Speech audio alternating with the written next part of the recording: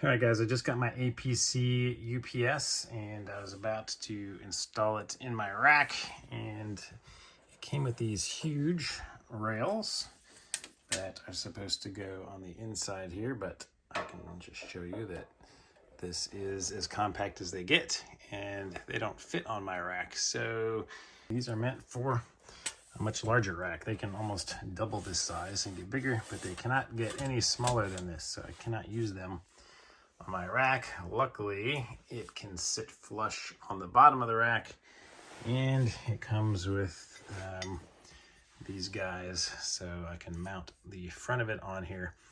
But I was not aware of that when I bought it, so I just wanted to make a quick video. So it's gonna fit in here, and I thought that my NAS was heavy. This thing is a beast. This is where the battery goes. You have to take it out and flip it over because they ship it with it disconnected, but they say to take it out when you're installing it.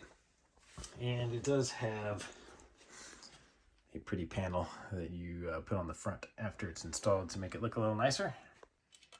Here's the giant battery, and the door also comes with an Ethernet cable and a power cord. Just slid it out, used 2 screws here in the side to attach these. Now, if you're using the rails, they come with these nice screws with a little washer, and you put these things on the inside of your rails. So this goes through your rail and into here and threads directly into these holes in your rails. So that hardware is provided and very nice. So I guess that these that come with it are assuming you have the rail in place so that you can go through here and thread it into the rail. But like I said, my rails do not fit in here. After trying a number of different configurations, I finally figured out how to get it to mount on my shallower rack than it was intended for. So as you can see, the rail goes on the inside of the rack's post here, and these front ears attach to it, and then I can use their provided screws to go into the rack. And in the back, the rear ones are supposed to be mounted back there, but again, it's too long, so I had to just have them go pass through the inside of my rack, and they just stick out the back unconnected. And right here, this was mounted on the side, on each side of the UPS with just a little screw. So I had to remove these 2 things so that it would fit inside the rail. And the other reason I needed to use the rail, it turns out, is because it's now sitting on the rail and lifts it up just high enough for these to line up with the holes on my rack. So yeah, non-conventional way, but it is on here now, nice and secure. And the battery comes this way on the red side, so you have to open this little door, flip the battery over, and insert it the correct way. Now the battery's plugged in. And just follow the instructions, drop the little access panel in, slide it over to lock it into place, and then there's a thumb screw. All right, so tighten down, battery is installed. And I assume that there's some kind of, there's a nice little protective film. Take off of our display. And then we have this bezel that just, see, it snaps in on this side and the other side.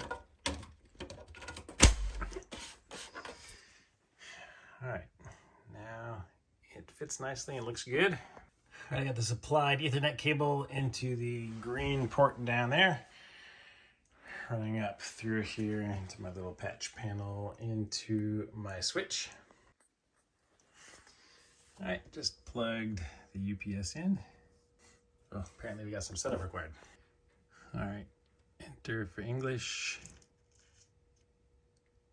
Local power quality is good. All right, that's good to know.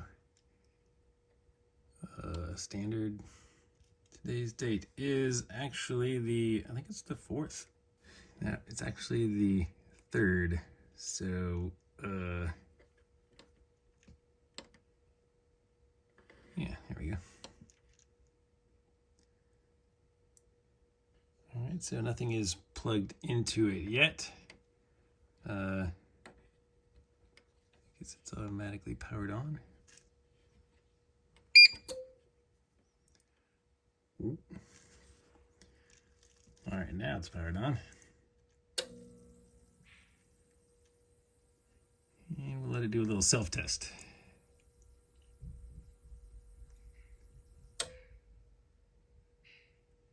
All right, quick and complete. We now have a UPS running, so I'm going to power off some of my networking gear and plug it into this thing. All right, I'm going to be quiet for a second and see if you can hear this thing.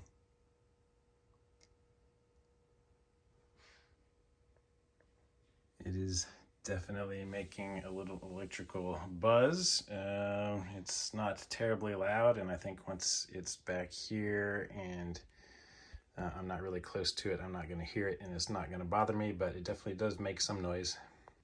But it's installed now. If you want to get one of these, I'm going to put a link to it in the description of the video, along with all of the other networking components that I have, if you're interested in doing some similar stuff. So thanks for watching, guys. I appreciate it. Please subscribe to the channel, give the video a thumbs up, and I'll see you on the next one.